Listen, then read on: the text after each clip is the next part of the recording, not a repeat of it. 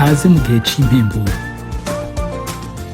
Bakunzi twama dusanga ijambo ry'Imana mu kiganiro igihe cy'impemburo, ndabaramukije amahoro ya Kristo. Reka dusome mu cete Yakobo yandikiye ishengero, icete ca Yakobo igice ca mbere umurongo wa 2 n'uwa 4.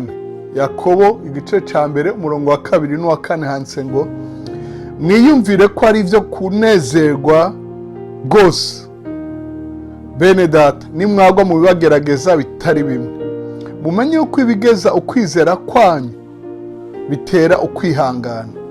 Ariko ukwihangana gukwiye guhingura igikorwa cako ngo mubone gutungana rwose muhinguwe mudahajije na kamwe. Imana ishimwe cyane. Mukundwa uri kuradukurikira wenyene canke abama badukurikira muri benshi, ijambo dusangiye kuri uyu munsi niri ibanga ry'ukunesha amageragezwa. Amageragezwa ni ikintu twamamo kenshi, kandi Yesu yaravuze ngo mw'isi muzohura n'amageragezwa, muzohura n'ingorane, ariko mureme naranesheje. Imana ishimwe cyane. Ndasubiramo ibanga ry'ukunesha amageragezwa. Ntuzoyabuza kuza, muga niyaza muri yo uzonesha. Imana ishimwe cyane. Yakobo aratwarira ibanga rivuga ngo mwiyumvire ko ari byo kunezerwa rwose bene data nimwagwa mu bibagerageza bitari bimwe, mumenye ko ibigeze ukwizera kwanyu bitera ukwihangana. Ariko uku kwihangana gukwiye guhingura igikorwa cako ngo mubone gutungana rwose muhinguwe mudahajije na kamwe. Aya mageragezwa sayi kukwica. Ibanga rya mbere atware ngo mwiyumvire mumenye. Imana ishimwe cyane.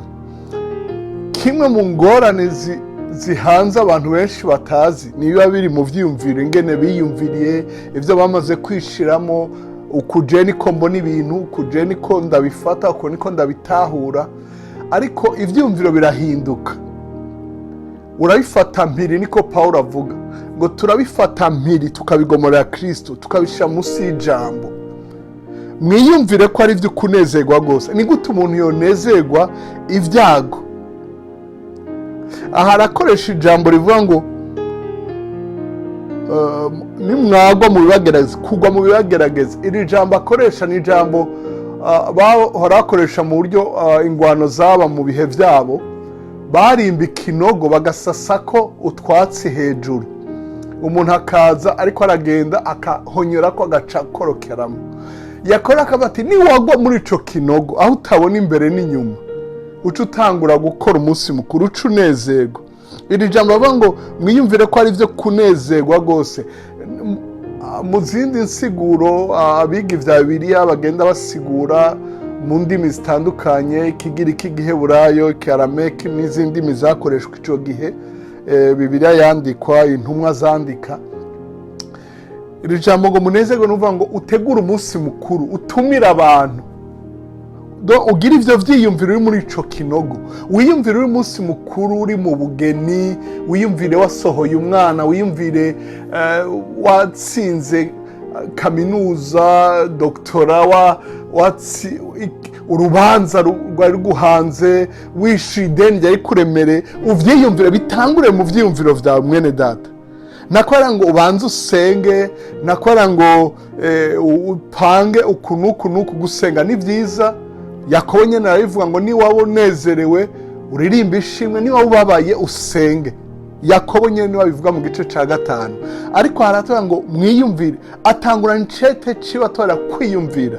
Ivyiyumviro ni kimwe mu bintu bifasha abantu muze muyage n'abantu bahuye n'ibigeragezo n'amageragezwa n'ibigeragezo n'ivyago bakabinesha. Bitangura mu vyiyumviro. Imana igufashe kuzana ivyiyumviro vyawe kubisunga ijambo ry'Imana. Ntubishire ku vyo uri kurabona, ubishire ku kuri kw'ijambo ry'Imana ridahinduka. Ivyo ubona birahinduka. Umuntu umwe aravuze ngo réalité n'est pas vérité. Ngo ibiriho ibiboneka birashobora guhinduka, ariko ukuri ntiguhinduka. Biriho uyu munsi ejo gahinduka, ariko ukuri ko kurashobora kuba ibyo utabona uyu munsi ejo ukabibona. Haleluya. Mukundwa rero ndakwifurije kugira ibi byiyumviro. Hanyuma ku murongo wa 3 avuga ngo mumenye. Hariho kumenya, kuzana no kwiga, kuzana no kuraba, gusubiza amaso inyuma ukaraba urugendo umaze kugenda, ivyo Imana imaze kugukorera.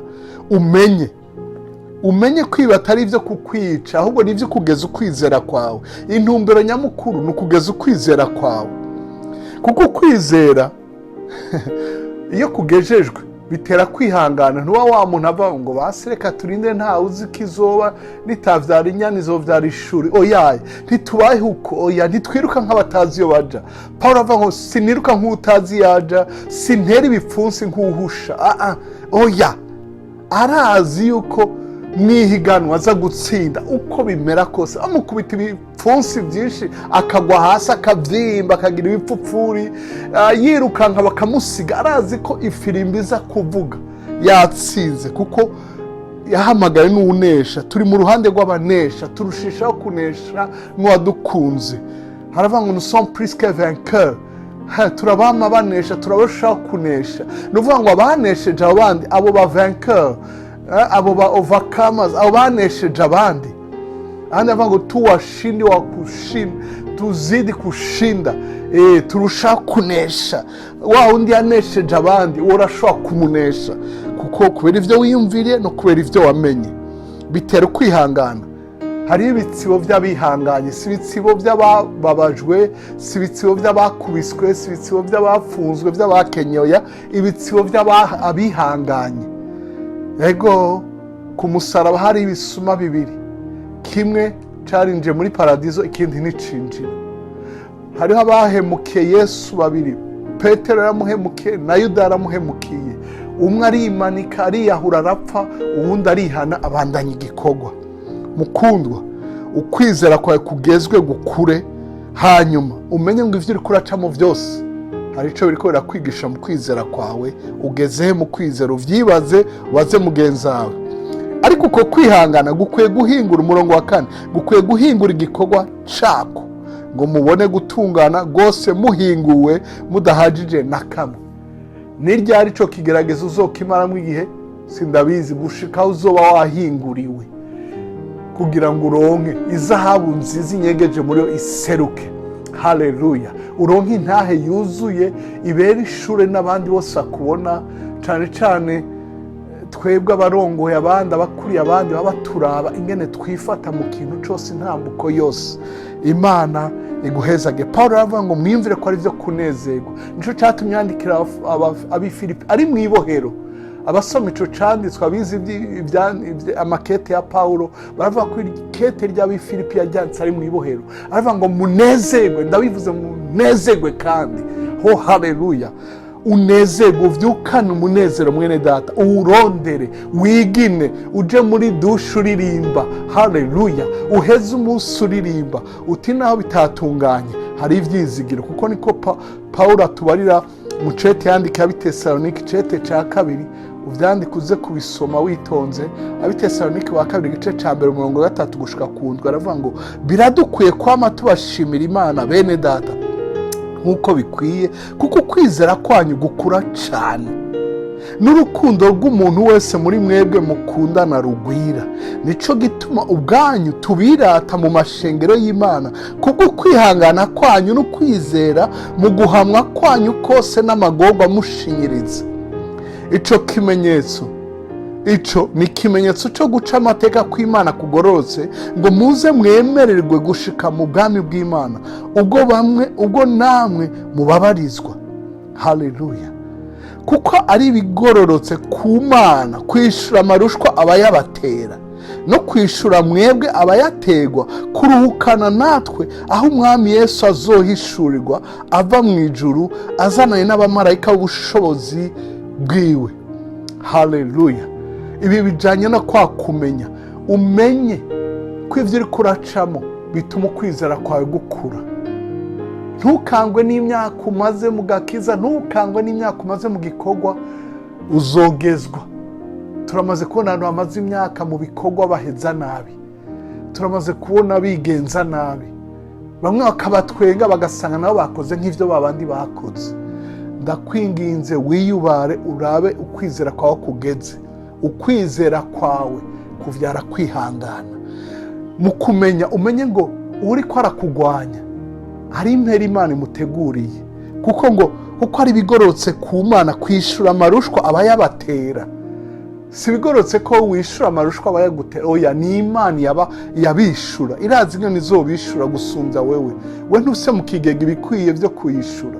No bivuga ko amajambo yavuga ko umwanya munini, ariko nkundira ndagusomere ibindi bisomwa mu gusozera biguhezagira ibisomwa bibiri mu Baroma igice ca 5, ingene ukwiye kwifata umaze kumenya. Abaroma igice ca 5 umurongo wa mbere gushika ku murongo wa 5.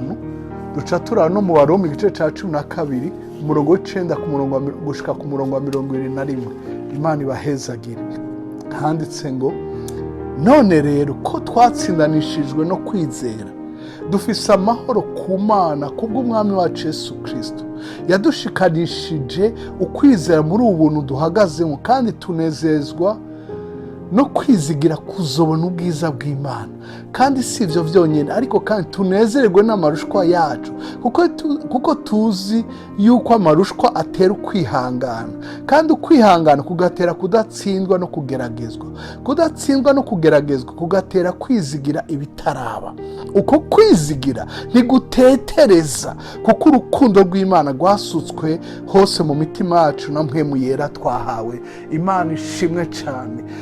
Ukwizera kwawe kuguhe gutsindanishirizwa, uhagarare mu buntu bw'Imana witeze kubona ibitaraba. Ivyo vyizigiro ngo ntibitetereza. Ubeho uri umuntu afite ivyizigiro, uvuga ngo biragenda neza. Ego biraza kugenda neza, uyu munsi biragenda neza, ejo bizogenda neza. Sinzi aho Imana izanana, ariko biragenda neza. Ugira uwo mutima, ugira ivyo vyiyumviro, ubidevelope. Reka kwiyumvira ibitagenda neza. Oya. Rero namba bamaze kwiyumvira bene uko, ukaba uzi yuko biza kugenda neza, ukaba umaze kumenya ko kuza ukwizera kwawe, biratwereka inyifato ico ukwiye gukora kugira ngo uhakaryo Imana kwishura abo bagutera amagorwa. Reka ture mu Baroma igice ca 12 umurongo w'9 gushika kwa 21. Imana ibahezagire. Muze gufata umwanya gusoma ayo majambo no kuyarimbura ko no kwiyumvira ubuzima urimo n'inyifato agiye ugira. Abaroma igice ca 12 umurongo w'9 gushika 21 handitse ngo urukundo rwanyu rwe kuba uruheyiheyi, mwanke ibibi, mumatane n'ivyiza. Kuvyo gukunda bene data mukundane gose. Kuvyicubahiro umuntu wese ashira imbere mugenzi we. Unkundire mvugira ijambo, kuko iyo uciye mu bintu ugakomeretswa n'umuntu utiyumvira, mwene data, umuvukanyi, umugabo wawe, umugore wawe, umuvyeyi, umwana wawe, umuntu hafi wari warashizemo ivyizigiro byose, birababaza. Rero biroroshe guca ukunda ufise inusu. Oya, ntawe ubizi ejo ntazasubire kunkomeretsa. Oya, biravuze ngo urukundo rwanyu rwe kuba uruheyiheyi, inusu, uruhindagurika. Oya, mwanke ikibi, mu matane n'ivyiza. Kuvyo gukunda bene data, umviriza ivyo gukunda mwene so. Reka vuga ngo abantu b'Imana n'indyarya bakizwa sinzi ingene bameze. Mukundane gose, ubakunde gose. Kuvyo icubahiro umuntu wese ashira imbere mugenzi we. Kuvyo gushishikara ntimugire urwangara, kuko abantu nkundira mvugira ijambo, iyo abantu baciye mu marushwa no gukomereka n'ibindi, usanga hasigara akora ibintu ataco bitayeho. Ntaco bimaze kugenda ku gihe, ntaco bimaze gukora ibintu neza, ntawe uza kunshimira, ntawe ubibona. Wirinde urwangara, mukovye mu mitima gukorera umwami wacu. Muvyo uriko urakora umenye ko uriko urakora umwami wacu. Niko handitse mu murongo wa 11. Kuvyo gushishikara ntimugire urwangara, mukovye mu mutima gukorera umwami wacu. Umurongo wa 12, munezerwe kwizigira ibizoba, mwihanganira amagorwa, mushishikare gusenga. Reka mbere ko nja kuri 13, benshi bahevye gusenga. Ndacasengera iki, nasenze ntivyacamo, ntivyakunda. Imana izokora uko ibigomba. Ndamaze kubona ko ivyapanzwe atakibihindura. Oya, mushishikare gusenga. Umurongo wa 13, mugabaniriza abera uko bakenye, mushishikare gutanga indaro, ababahama mubahezagire. ntimubavume, arabisubiramo, mubahezage ntimubavume, munezeranwe n'abanezerewe, murirane n'abarira, muhuze umutima, ntimushire umutima ku bikomeye, ariko mugendane n'ivyiyoroheje, ntimwiyite abanyabwenge, ntimusubirize umuntu mu nkoko ikibi yabagiriye, mubabare gukora ibyiza imbere y'abantu bose, namba bishoboka mu ruhande rwanyu mwuzure n'abantu bose. Abo nkunda ntimwihorane, ariko muhe uburyo uburake bw'Imana, kuko handitswe ngo guhora n'ukwanje, ni jewe nzobasubiriza mu nkoko, niko Uhoraho agize. Imana idufashe. Umurongo wa 20, ariko umwansi wawe niyasonza, umwami adufashe nje ndakongeko. Umurongo wa 20, ariko umwansi wawe niyasonza umugaburire, niyagira inyota umuhe icanwa, kuko niwagira utyo uzomurunze ko amakara yaka ku mutwe. Ikibi coye kukunesha, yamara ikibi ukinesheshe iciza. Amen kandi amen.